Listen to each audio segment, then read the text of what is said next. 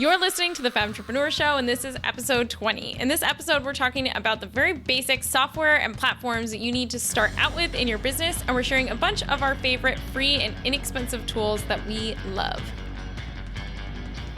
Hey guys, it's Mariah. And I'm Megan, and we're answering Jackie's question today. She asked, what platforms have you found to be super helpful in the beginning stages of your business? We get asked all the time what systems and tools we use, so I'm super excited to share our favorite free and inexpensive ones, especially for people who are just starting out. So do you want to start with our free tools? For sure. And I think a lot of people look at our business now and they see all the different apps and tools that we use right now and they think like, oh my gosh, that's going to be expensive. Like, how do you connect up 10 different things? You know, we have like these like daisy chains of like, oh, everything is connected together with Zapier and all this stuff.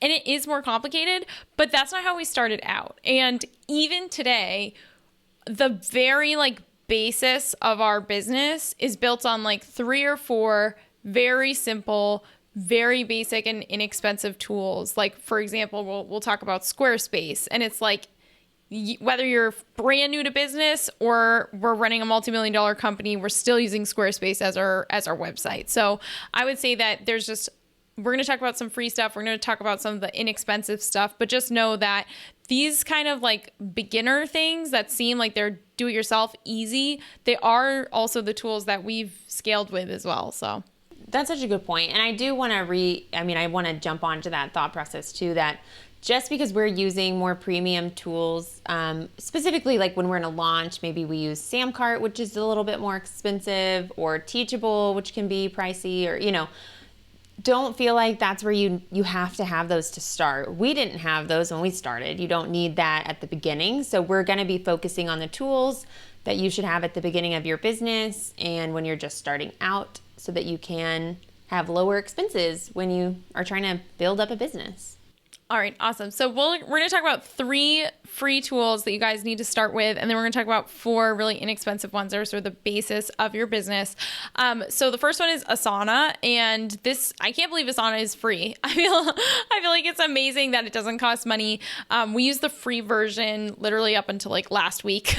So you can do so much with the free version of Asana, and for us, this is like our master to-do list. It's our project management system. It is also how our team communicates and assigns tasks. It's how we do all of our launch planning, like especially during launches where like our life is in Asana.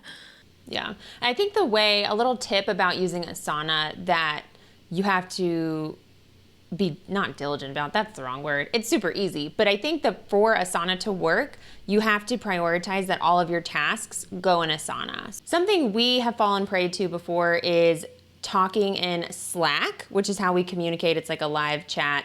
We've accidentally started assigning tasks in there before, and that's like not good practice. So what you really want to do is make sure you're putting all of your tasks in Asana, and that becomes the home base for your business. That's where anytime you need to figure out what you're doing, you need the status on something, your team, your VA needs to know what they're supposed to do, like Asana is the home base. And we've gotten to a really good rhythm with that lately, where everyone knows that's where they go to get tasks, that's where we assign tasks, we ask questions about our projects and due dates and all that within Asana, and it makes it so easy just to have one place. No more sticky notes and random emails and random chat messages. You don't and like things my like sticky that. notes? I mean, I love sticky notes. I have my own sticky notes here with notes and stuff, but I don't know. I've loved using Asana. No, I do too. Awesome. And I would also say it's really good because to me, Asana has two different like functions. It's a to-do list with like time sensitive, like one-off tasks that you're doing, but it's also where we keep in different projects. We also have like reference, and we also have, so we keep like every link to everything that we need and like references to policies and stuff like that. And it's also a place for us to like have templates for processes. So not only is it like, here's what I need to do this week or today, it's also like, here's our checklist and process for publishing a blog post. Here's our process for editing the podcast. Like here's our launch process. So we have templates that are like replicable. Plus we have like, here's your to-do list for today. And it's all in Asana and it's super versatile. Yeah, and Asana, I know there used to be this big debate. No, I guess there still is, but like Asana or Trello, I felt like people were always comparing the two. Asana just released a boards feature, which we've been really happy with because we are visual people, but sometimes we need a list and not a board. So it's been the perfect balance that in certain situations we can have a board and in other situations we can have a list. So that's been lovely. So if you haven't checked out Asana, there'll be a link below this podcast in the show notes or in the video notes, and definitely check it out. It's free. We love it. You should use it even if it's just you, because you still want to be a pro at what you do in your business. Absolutely. The next tool, we both have used it, is Buffer, which is great for social media scheduling. They have a really great free version of it. You could upgrade. I think it's like $10 a month if you want to upgrade, but you definitely don't need to. It just makes scheduling social media so much easier. And it's like, if you use Google Chrome, you can install the extension. And you can even schedule retweets within Twitter, like through the Buffer button that appears. So I love using it. Yeah, I used to use it, especially for webinars. When I was doing weekly webinars, it was like I would just load it up with like tons of the webinar promo stuff for the coming week. So it's good for like publishing enough stuff in there with the free one for like a week or something. Yeah, I'd say the only downside of Buffer right now, and I hope that they will add this feature one day, they don't do recycled content. So once you can only post something once, you would have to manually keep posting it. But I do think when you're just starting out, I think that's okay. Like, that's not that hard to do. Buffer does make it really, really easy to use. So it's not super time consuming if you want to, once a week go in and drop in 10 tweets to your old blog post or something. Yeah, absolutely. We also use LastPass, and if you don't have a team yet, then that's okay. You still want to start using LastPass so that when you do start working with people, it's really easy for you to get into the flow of sharing things with other people. It also just makes your life this is just like a life hack kind of thing. Well, just to explain in case you don't know what LastPass is, it's a way to save your passwords and you're not just saving it to your browser, you're saving it somewhere else. It's a way to save your passwords and then easily share them. So I definitely think everyone should use this. It's completely free. You do not need to pay for the premium version at all. It's just the free is perfect. And I use it personally. Like, all of my personal passwords are in there, and I can share them with my husband, or I can just like keep it there so I never have to remember them all. So it's definitely like a great tool for life and business. And then, like you were saying, once you do have a team or contractors, this is a really secure way to share your password because they never see the password. They just sign it. They have a free LastPass account. You share it with that email address of theirs. You make sure it says like cannot see the password. And then they just install the Chrome browser extension. And they probably have other browser extensions too. But then when they're on your site, maybe it's your email address, your Gmail, you don't want them to have your Gmail password, but they can just click the little LastPass icon and like it'll automatically populate the password. So really great for security. And then you can just unshare it when you don't want them to have it anymore. Then you can just unshare it or update it. So super easy, definitely a must have, I think. For sure. Now there's 4 sort of basic platforms that we use to run our business that we started out running our businesses on. We still use some of these tools to this day, maybe not as our primary thing, but we do still use them. And this is just kind of like the basic thing that you need to get started. There's only 4 things you need when you start your business. So don't go crazy being like, oh my gosh, someone said I need deadline funnel and LeadPages and I need this and I need that. And there's SamCart and there's that. And there's so many different tools that people are using, including us.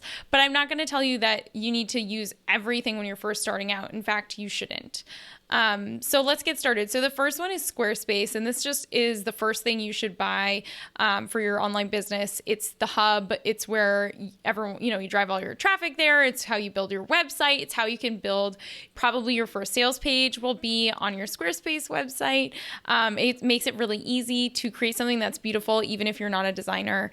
And I just can't recommend it enough. And then you'll start getting addicted to buying Squarespace sites and making them late at night.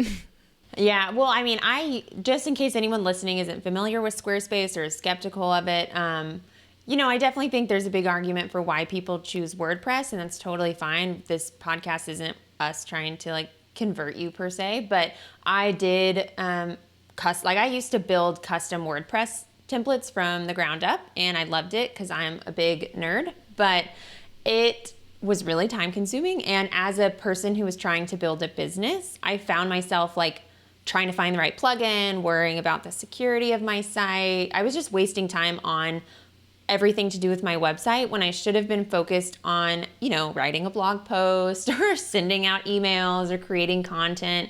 And I found that once I switched to Squarespace, I was able to do the exact same things that I did in WordPress, but faster, easier.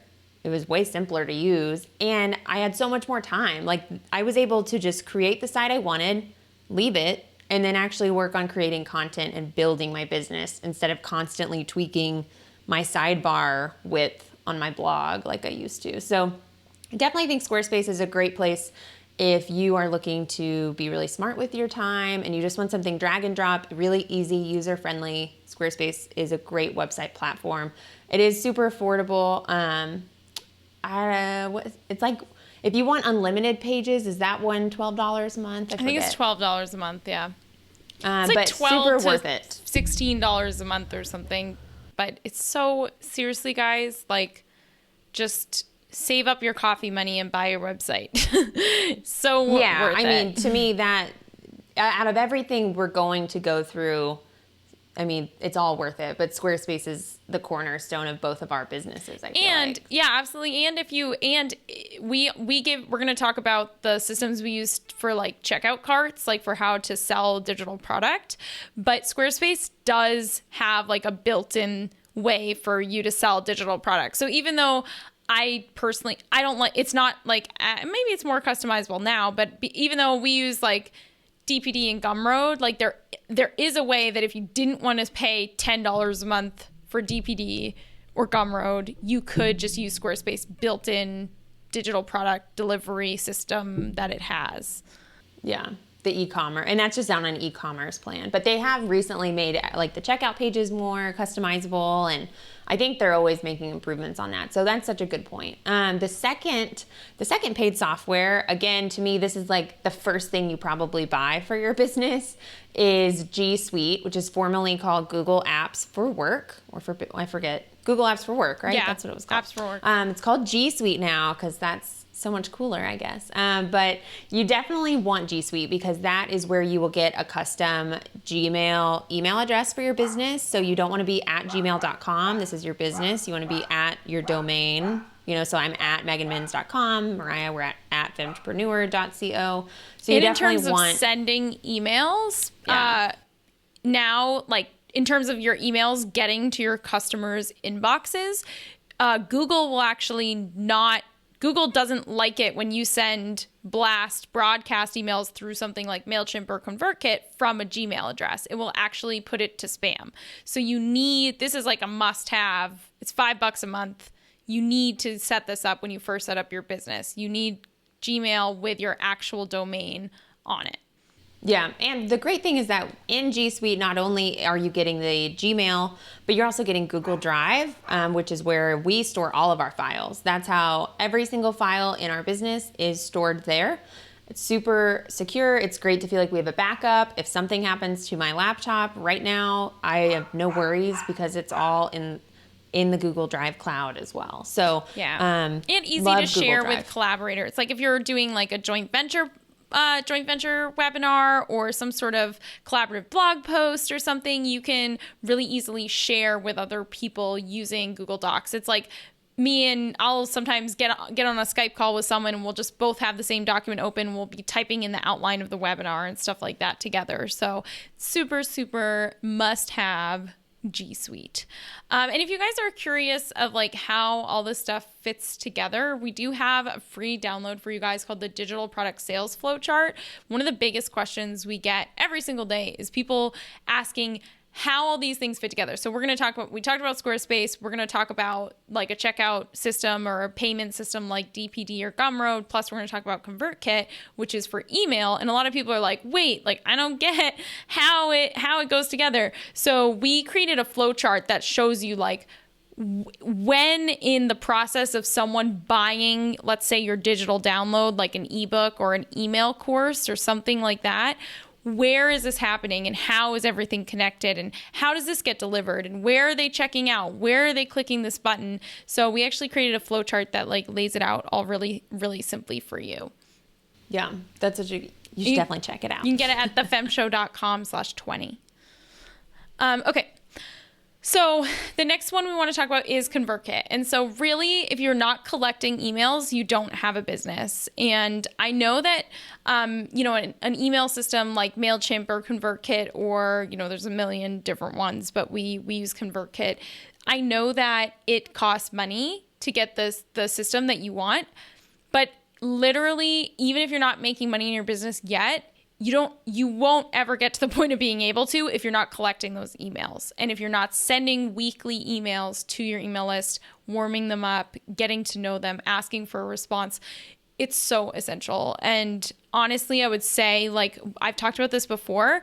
A lot of people are like, I just want to start on MailChimp because it's free. And that's fine. And I did that, and I just thought it was the worst mistake ever. I feel like I really shot myself in the foot by having everything set up on MailChimp and trying to stay as cheap as possible. And then when I did have to switch to ConvertKit, you have to go through the migration process, but I was also like really wasting my time on MailChimp for so long, having deliverability issues. It would take me 2 hours to send an email because you have to go through all this like design process. Like, it's just not, I really regretted not switching sooner. Yeah. Cheaper, free isn't always like the best. You know what I mean? It's like, what is it costing you? Yeah, I was going to say, I feel like also you had to pay, I was on the team and you paid for my hours to migrate us. So I definitely think $2,000 just to do that. It's like, so it's definitely, again, like you said, I get why people want to do MailChimp because it's free. And I think you ultimately are in charge of your business and you make these decisions for you and your business and you have that ownership. So like you do you, but looking back at both of us who started at MailChimp and switched to ConvertKit, we would both have started back at ConvertKit. Even though it is a bigger upfront cost, the ease to use it, it's just, to me, it's like Squarespace, in that Squarespace allowed me to focus on creating. ConvertKit allows me to focus on creating. Like, I'm not sitting there like messing around with the design. I'm not tweaking things left and right. I can just like give content to my community, which is ultimately the goal. Yeah. And that's the most important part. I would also say you can't So one of the things that ConvertKit does is it allows you to tag and segment all of your subscribers. So you tag people based on like what links do they click and like what are they interested in, what content upgrade, like how did they get on your list? It's not like everyone's just getting piled into a big list that you have no idea, like, because if you tag everyone, you can see like, wow, 80% of my subscribers signed up for this one freebie. That's a really popular one. I should make a course about that or whatever. You can't do that with MailChimp, and you can't retroactively do that. You can't like once. And one of the reasons of starting on the right platform and not being like, oh, well, I'll wait till I make more money to do the right thing is like, you can't retroactively go in and tag your customers on what they clicked on, what they're interested in, what their interests are, what are they a lead for. You can't go back and do that. And it's like, that was my biggest regret probably was like, man, I think I had 10,000 people on my list when we switched over to ConvertKit. And I just felt like it was such a shame that I hadn't had the ability to tag people in what they were specifically opting in for. Yeah, and I do want to say, if you decide that MailChimp is the right move for you, that's great. Make sure you are taking the time to learn how to segment people so that maybe you can still have some data on them, because there are segmenting options. I don't know if it's on the free plan or not, but you have to know they exist. You have to know how to set them up. I know for me, I'm really tech savvy, but when I was first using MailChimp, I was like, I'll do that later. I don't get it really, and I felt like not intuitive. I did it in like 5 different ways too. Like one time I did a group, one time I did a segment, one time I did something else. And it was just like, not helpful, not easy to see. Like I wasn't even using that data for anything. And it's just so much easier to track that data, to see that really quickly in Convertkit. You can also send emails to very specific people. So like if you had an opt-in break, like maybe the link broke in an email on a freebie, you can just like instantly, very quickly email just those people who downloaded it. Like you don't have to like email your whole list. And when we did migrate you over from MailChimp to Convertkit, it was a shame to be like, don't really know where these people came from. Like capturing that data it wasn't there to capture because we hadn't set up those more advanced things in MailChimp, because like it was more confusing. And even if we, it was too late to capture that. So I was just going to say, if you do decide to go with MailChimp, or really any system you go with for email, make sure you're taking the time to set it up so that you do have, because if you use Convertkit but don't create any tags and like I'll have everyone going into one form, like then that's it's not doing anything for you. Yeah. Yeah, you're not using it to its full potential.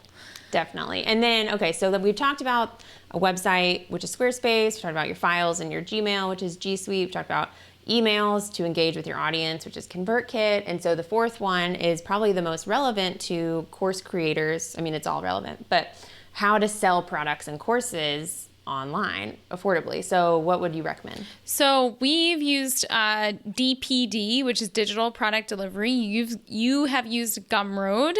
I know that there's tons of other stuff. Like there's something called SendOwl. There's definitely other options like this that are like affordable, simple, like sell your first ebook in 5 minutes type of thing.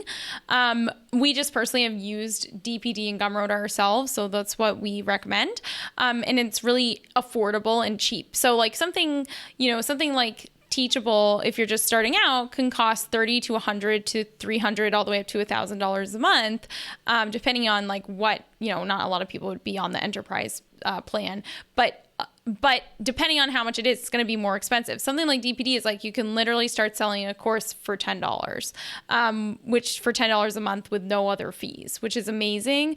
And it has a lot of good features that are usually reserved for much more expensive systems, like affiliates and being able to do, different affiliate payouts and all of these different sort of features that you normally wouldn't see. So the great thing about these they're basically a payment system. It's a very simple thing that's like, this is how people are actually giving you money. Okay. So people are actually using their credit card or PayPal through this system. And then this system is basically just a hub where the money comes through, and then it connects to whatever it is that you're delivering your content from. If you just have a digital download, such as your spreadsheets, Megan, or an ebook or a PDF or a worksheet, or like if you're selling something that's just like a single digital download, DPD or Gumroad can automatically just deliver it all within itself. If you're doing a paid email course, which I have done for a long time, if you're doing a paid email course, it connects directly to Convertkit. So it actually has a native integration with Convertkit. So not only is Convertkit essential for you selling your products and doing email marketing and connecting with your customers every single week with your newsletter, it's also how you can deliver a paid email course. So it goes back through DPD. DPD connects to Convertkit, automatically tells Convertkit that someone has bought the email course, and it starts sending out those emails. So it's all automated. It's honestly the most passive way of sort of like delivering a digital product in this system. And it's just really simple. And I love that all this stuff connects. It's great because Convertkit has done a really good job making sure they integrate with pretty much everything. Yeah, I totally agree. And if Mariah talking through that confused you, if you're like a visual person, we do have that free download that maps out the sales flowchart. So you'll definitely want to check that out. But as you talked a lot about DPD, I do like Gumroad. I have used both. DPD is the cheaper option. Like if you're really trying to go as like cheap as possible, DPD is more affordable because you don't have those transaction fees. Gumroad does take some fees, but I found it took me just way less time to set up, and like it did have some affiliate things, which was great. So I was like, I'm just going to do that because I'm going to be able to do it in half the time, just because that was me. So we recommend both for that reason. But yeah, so let's review really quick. the 3 free tools that we think you should recommend, or not recommend, that you should have. Asana, which is a task and project management system. Buffer to schedule your social media. LastPass to save and share passwords. Those are the 3 free tools. And then the 4 paid ones again is Squarespace for your website, sales pages, landing pages, all that good stuff. G Suite for your file storage, for sharing and collaborating and creating files, for email, your actual inbox, all that good stuff. And then the 3rd one is Convertkit for actually sending out emails and collecting emails for your newsletter. And then you could do email courses, obviously. And then number 4 would be a way to collect payments and deliver digital products like DPD, Gumroad, Sendowl. I haven't used Sendowl, but I know it's like the other big one. So those are all the software we think you guys should have when you are just starting out in your business. Awesome. I'm excited for you guys to get this flowchart because it'll be extremely helpful. People have asked for it a lot. Now we'd love to hear from you. What are your favorite systems and technology for your business? Leave your answer in the comments below so we can all see what you use in your business. And don't forget to download our free digital product sales flowchart. You can find the link below this video. And if this video was helpful, make sure you subscribe, share with your friends, and hit the like button. And if you want to discuss this video with Megan and I and our awesome community of ambitious online entrepreneurs, make sure to join our free Facebook group at thefemshow.com/community. It's seriously the best place on the internet, and we will see you in the next video. I am ready when you are. Okay. I have to yawn. Sometimes I wish we did bloopers at the end just for all this. We used to fall prey to is